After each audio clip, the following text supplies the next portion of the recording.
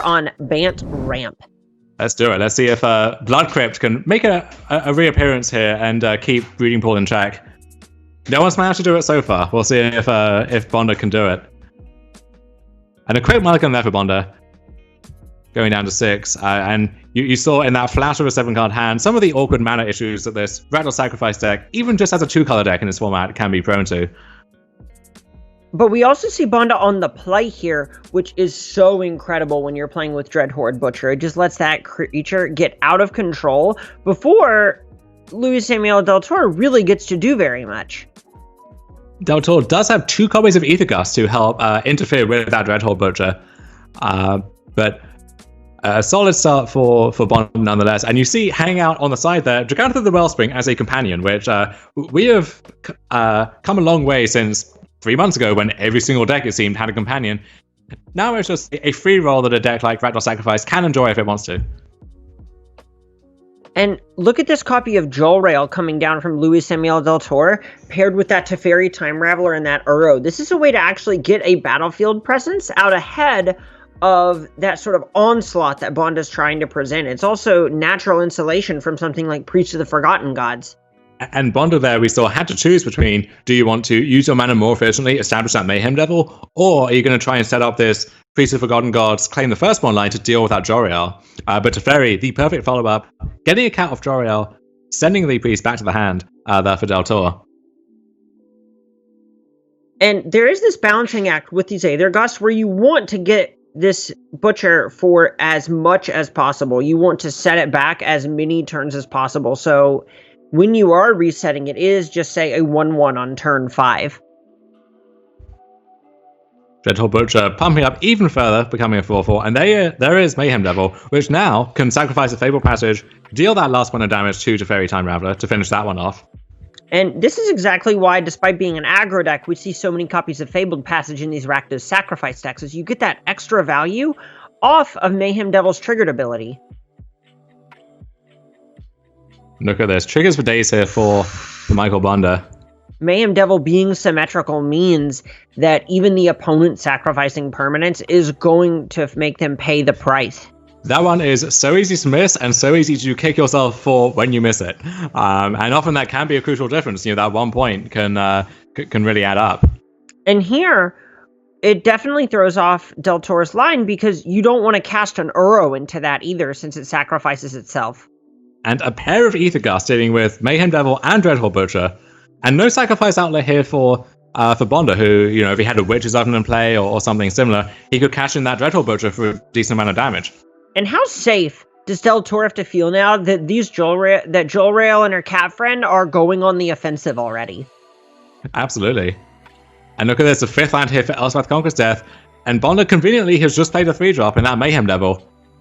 Ooh. So the Priest of Forgotten Gods will stick, but no fuel to use it with at this point. Claim the first one can change that, though. There's Gutterbones. Gutterbones off the top is a huge draw for Bonde. That's 2 mana for the Priest that you can use on the Priest activated ability. And it also is just a recursive body to keep fuel for that Priest coming. Yeah, we could have instead seen taking the 2/2 to get an extra point of damage in. Sadly for Bonde, no way to keep the Jolrael around for now and trigger it off your own Priest of Forgotten Gods, which is always an interesting flex. But Gutterbones, we've seen that synergy between Gutterbones and Priest of Forgotten Gods, giving it fuel and then the Priest triggering the Spectacle to bring it back. How about this synergy? Giganta and spending 3 mana. That's not a Splinter Twin, is it? Good lord. Splinter Twins are not the same as when I first saw them. I'll tell you that much. But we have to move with the times, you know. We can't just be stuck in the past. ECD up to 2. Uro getting another cat off of that Jolrael for Luis Samuel Deltour. And a Mayhem Devil off the top for Bonde is going to be huge with this Priest of Forgotten Gods. Yeah, Elspeth Conquers Death ready to bring something back to the battlefield for Deltour. But Bonde now has a turn to do some good work. There's Gutterbones. But he has to cash in the Mayhem Devil to get that second creature to sacrifice to the Priest. And this is a spot where it looks like this might even be fine, depending on the card that Bonde draws. he draws another Gullibones. And That's he gets great. he gets to use all of his mana now. Develops a Dreadhorde Butcher to the battlefield, gets a hit in with it, goes up to 2. This Priest of Forgotten Gods is ready to activate immediately, and now that Mayhem Devil being gone is how Bonde is actually trying to blank copies of Elspeth Conquers Death that Deltour draws. And 2 copies of Gullibones means that Priest is activating every single turn if Bonde wants to. Well, not if this Teferi has anything to say about it. Coming back off Elspeth Conquers Death, bouncing the Priest, and then Deltour deciding, I'm not done, it's Uro time. And that Uro is safe for at least this turn for now. And potentially future turns if Deltour can add more to the battlefield, that Nissa offering a steady stream of 3/3s. And this is a scary position if you're in Bonde's seat, largely just because if you're trying to blank something like Elspeth Conquers Death, you don't really want to just play Jegantha into it. So Bonde putting Deltour to the test here. Asking him, I guess there's no way he can keep Teferi around. No, it's a matter of if you want to have 2 damage on the Uro in exchange for killing this Dreadhorde Butcher.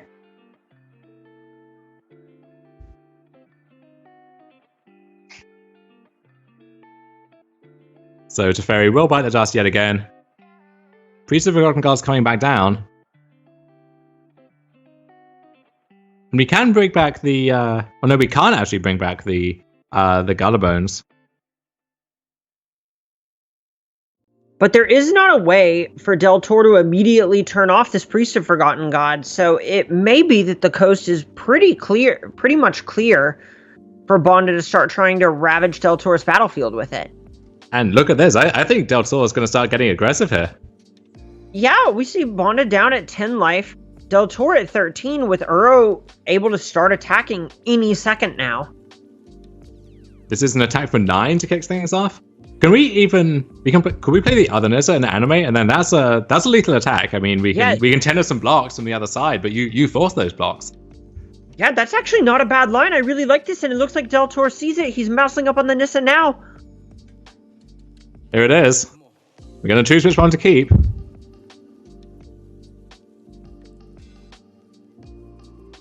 And Temple Garden now joining the fisticuffs.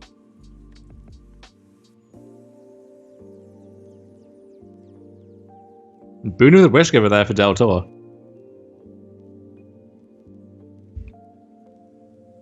The card that can cycle in Desperation if you need to, or if you draw it in the mid game and you're out of gas, then you'll be back in gas very soon.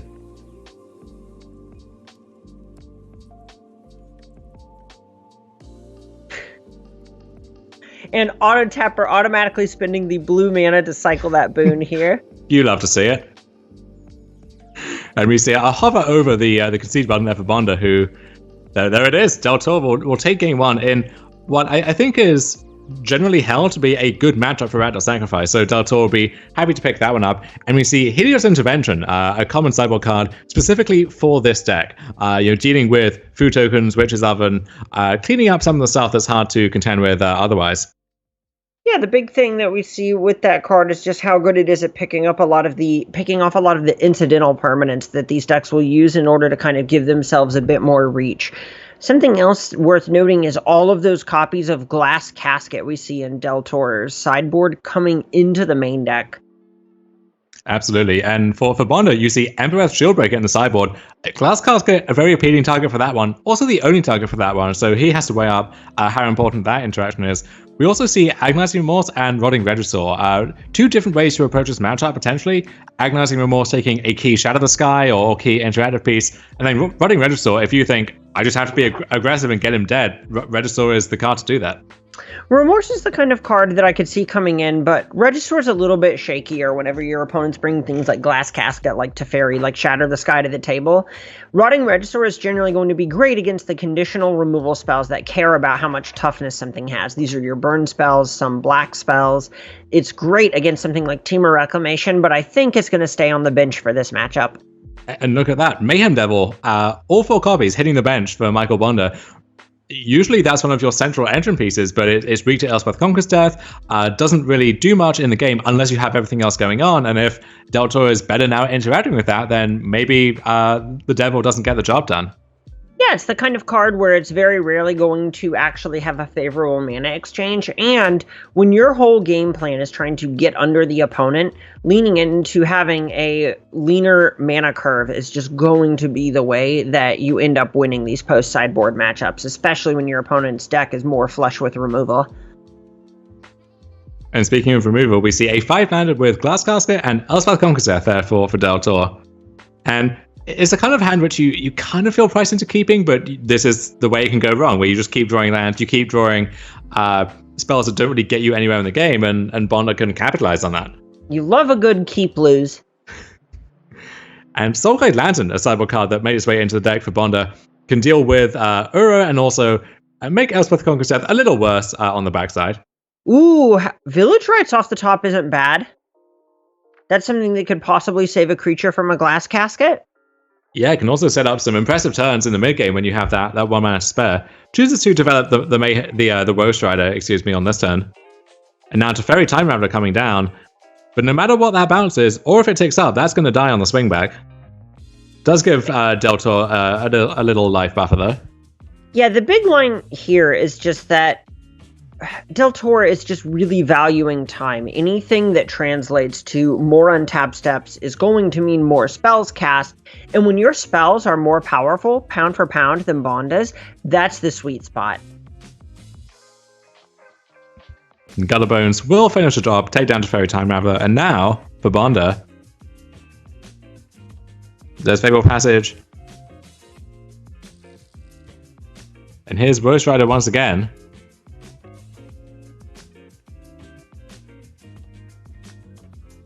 Oh, here's that Village Rites. Oh, and this is the perfect way to counteract a Glass Casket. We can even scry with the goat first if we're so inclined. Although with that Priest of Forgotten Gods in hand, I think just having that fodder in play is likely to be more relevant. Right. Just having the material on the battlefield is going to be great when you just need bodies to sacrifice. And we highlighted that this is how the game can go wrong for Deltour, right? Where you keep a 5-value, you just keep picking up lands, and Bonde is able to go underneath it.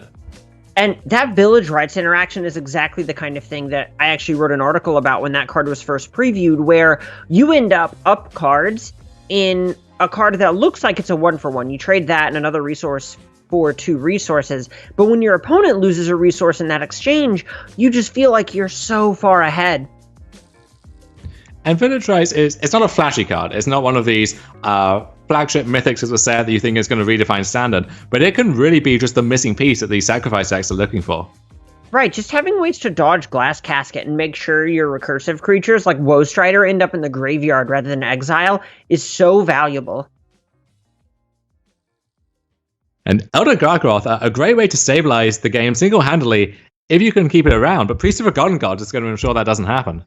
And this has just been the story of this format and why people are bringing these Priest of Forgotten Gods decks week in and week out, is decks are interacting less and just trying to go over the top of each other, and Priest is a pretty messed up card to get to activate multiple times.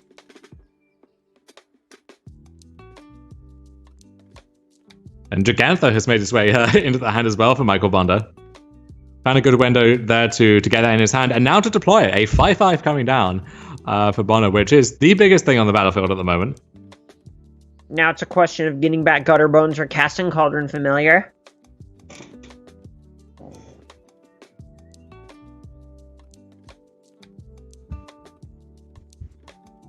I was about to conquer Death.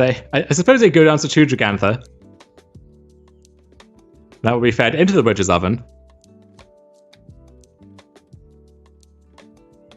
And that generating 2 foods is actually great for Priest of the Forgotten Gods, because each of those food represents another time that the cat can be fed to the Priest of Forgotten Gods rather than just the Witch's Oven.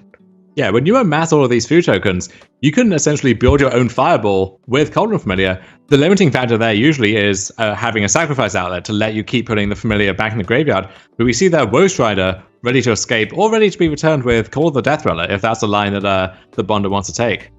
Yeah, 8 life is not very much for Deltour to play with here, so just looking at Call of Death Dweller, there are maybe worlds where that's going to be lethal in its own right with this Priest of Forgotten Gods trigger. And here is Roast Rider escaping.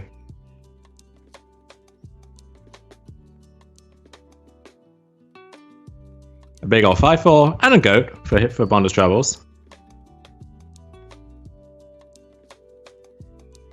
And now we get to replicate that Joriel into Teferi sequence for Deltour, but that Joriel will just get swallowed up by the priest, so he chooses just to use the Teferi instead and hope to, draw a Shadow the Sky that could turn this game around.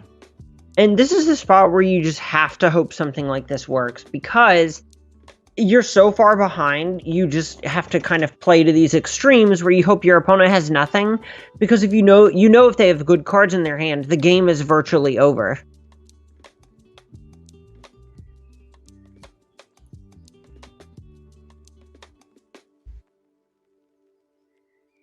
And Bonde as well, can choose to sacrifice the priest, to the Roast Rider, to the Witch's Oven, to fizzle the card draw from Teferi Time Raveler's ability. And that's one of the scary things with Teferi Time Raveler against these sacrifice decks, is once they get all of their synergies going, that card is much closer to unsummon than it is repulse. Yeah, you see, the reason Teferi is so good is that the floor isn't too low. This is the lowest it really gets in this standard format. Yeah, just making sure that card doesn't accrue any sort of value and immediately dies is why these decks are so strong, and why, going into this match, we thought that this was an uphill battle for Deltour. And not too much changing in sideboarding there for either player. Agonizing Remorse and Rotting Regisaur staying on the sidelines for Michael Bonde. And you see that our sponsors, Carnox Shares, Ultimate Guard, Coalesce Upper and Design, and MTG Melee, who are not on the board there, but behind the scenes making all of this possible for you. Kind of a shaky 6 for Deltour, where he's really leaning into hoping to draw some more lands, or some more interactive pieces, but Double Shadow the Sky, you see why he decided to keep this. And it's tough to justify going down to 5 cards in a matchup where, and with a deck where your resources matter so much, and you really are so mana hungry. And you see Bonde with a ton of payoff cards, looking for a little bit of fuel to feed these Priests of Forgotten Gods. Yeah, we've got parts of the Sacrifice Engine, and also some interactive cards to stymie whatever Deltour is doing, which right now is not that much. So, on the other hand, there is this Midnight Reaper, where if Deltour doesn't immediately pull the trigger on the Shadow the Sky next turn, that Midnight Reaper is just going to embarrass it. And with 2 copies of Shadow the Sky, this might be enough for Deltour to cash one in. But it makes the second one an even more unappealing proposition.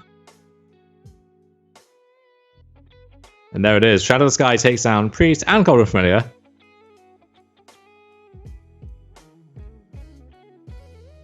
Now Bonde gets a follow-up with the Midnight Reaper.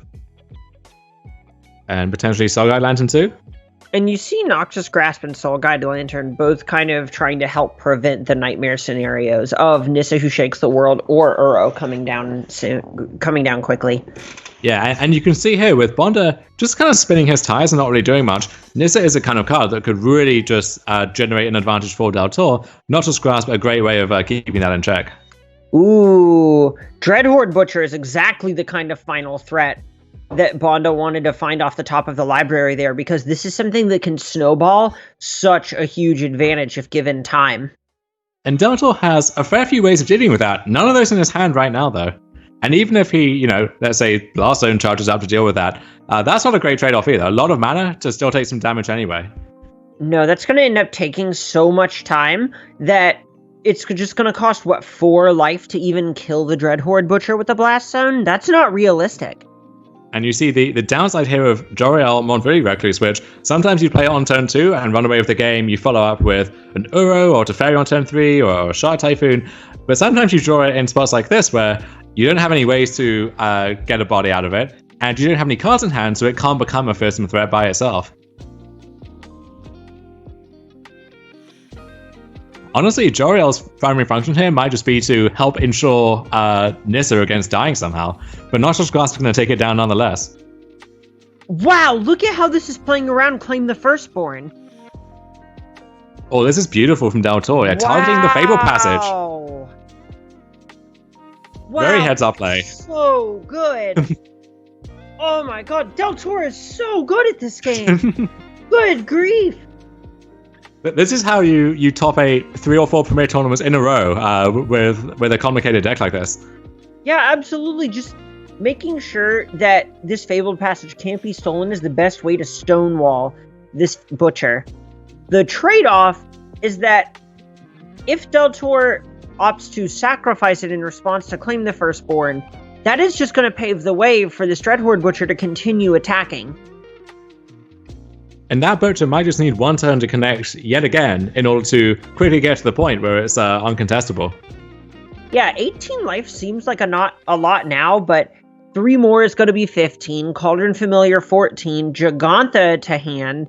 This is real pressure across several converted mana costs, and Joel Rail doesn't do anything on her own. And we shouldn't discount Gigantha here, which, usually when the band deck is firing all cylinders, it can embarrass a Joriel with things like Hydrocrisis, Elsewhere Conquest. Right now, though, none of those in play. Gigantha can actually get some work done. But a Teferi Master of Time being drawn off the top is a great defensive tool for Deltour. This is both something that's going to trigger that Joel Rail while interacting with what Bonde has. But Witch's Oven... huge. Yeah, Witch's Oven, though, off the top for Bonde, means he can sacrifice that Dreadhorde Butcher on demand, or go through the song and dance that we've all grown fond of with Cauldron Familiar. Also has a choice of just deploying a 5/5 here. That might be something you have to phase out at some stage. And there it is, Gigantha the Wellspring. Dominating this battlefield, I think it's fair to say. Oh my gosh, that was look at this, a perfect draw.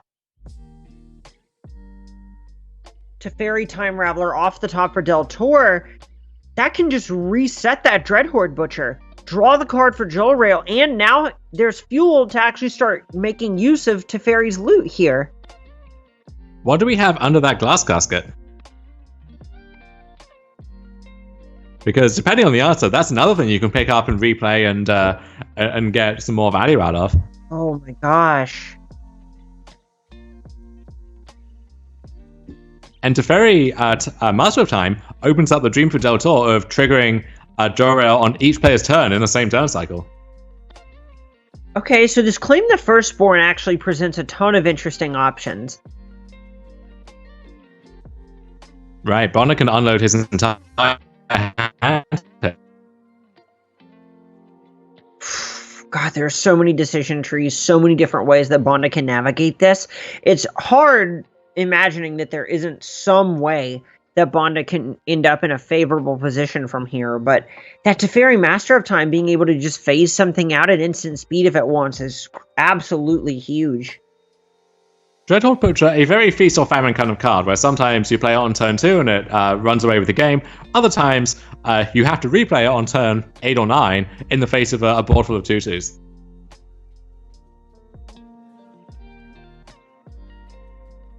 And Soulguide Lantern, not too useful in the situation, but the nice thing about that card is you can always cash it in for something else.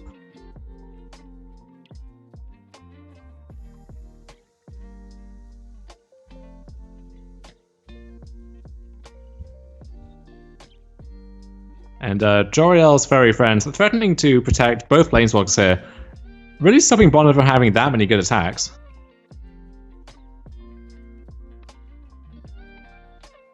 And here, it's all about prioritizing which planeswalker you want to just try to get off the battlefield. And Joel Rail being sent at the 1 loyalty Teferi Time Raveler is basically forcing Deltour into a situation where either Deltour is going to lose this Joel Rail or going to lose that Teferi Time Raveler. Some tough choices for both players here, that's for sure.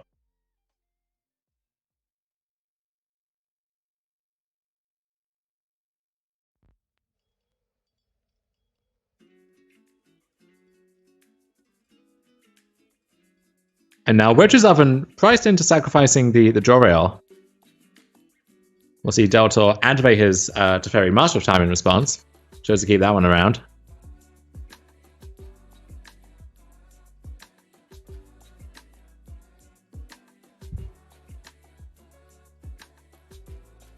Also, I'm not sure if this is an auto-tapper situation.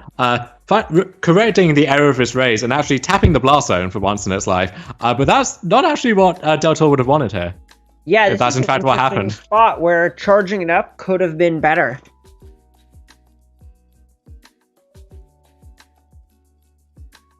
Ooh, Aether Gust off the top is going to be huge. You know, that actually can target either half of Giganta, the red half or the green half. You know, a little bit of trivia for your day there. They only have to put half of it back on top? Ooh, bringing back this Cauldron Familiar is really baiting this blast zone. And yeah, there it is. We see Deltour use that blast zone. Hoping to deal with the Cauldron Familiar and the Witch's Oven. But there's Village Rites to get some more value back from that Cauldron Familiar. Okay, that's gotta feel like an okay exchange. Ooh, we're gonna see it. Embereth Shieldbreaker. Smashing up on that glass casket. Really, the Prince Charming that this Priest of Forgotten Gods was looking for. And now even Roach Rider to go with that Claim the Firstborn. God, that was a good grip of cards that Bonde found off the top there. And it's not like he just had one redraw either. That Village Rites, between that and his draw set, 3 cards to work with, and all of them are going to work together very effectively here. Alright, Dreadhorde Butcher coming down as a hasty Goblin Arsonist.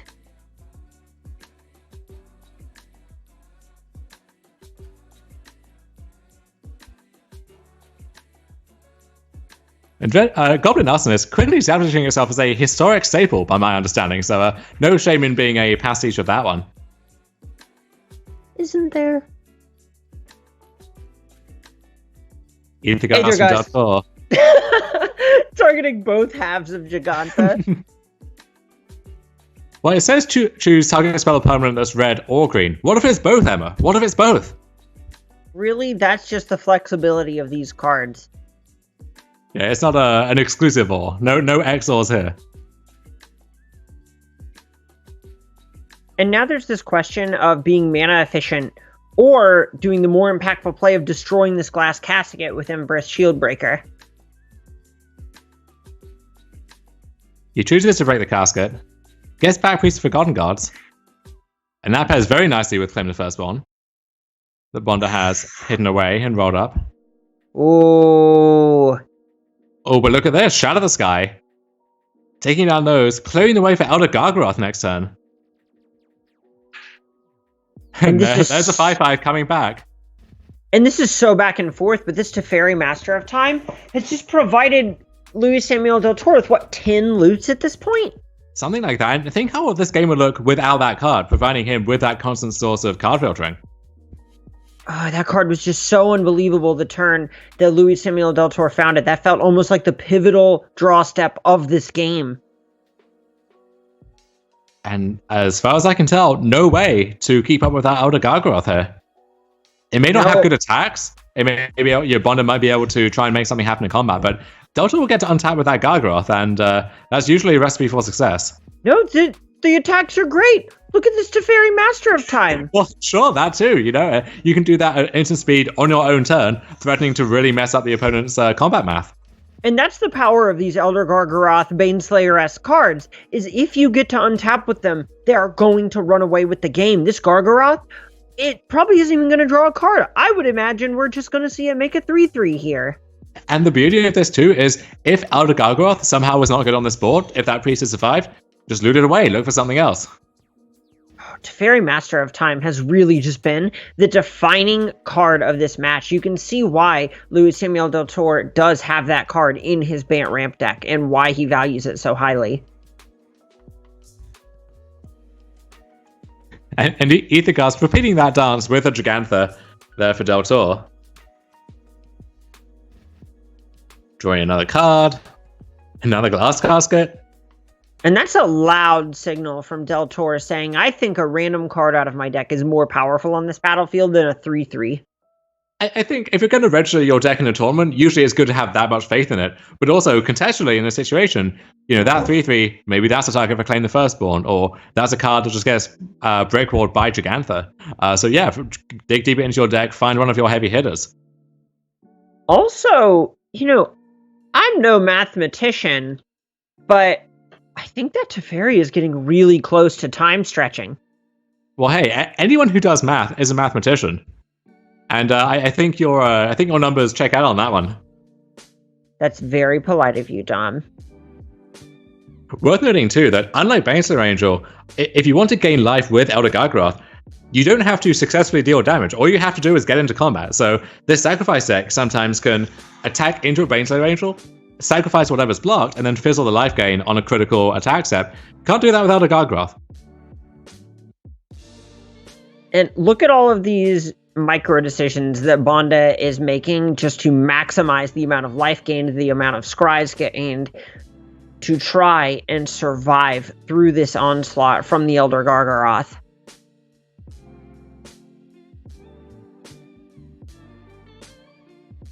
Woof. There's a heavy hitter. That's what I was talking about. Nissa, who shakes the world, ripped off of this Teferi Master of Time. Gonna have to wait a turn to cast it, but I don't think these Cauldron Familiars are gonna be what makes or breaks it for Bonde.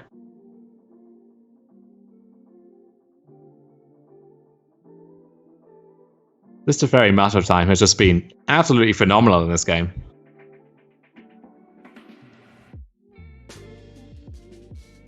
But it tries giving Bonde 2 new cards. You're gonna have to be good ones. Midnight Reaper can make something happen now that we have this Cat Oven engine going again. Gutterbone's also a play for Bonde.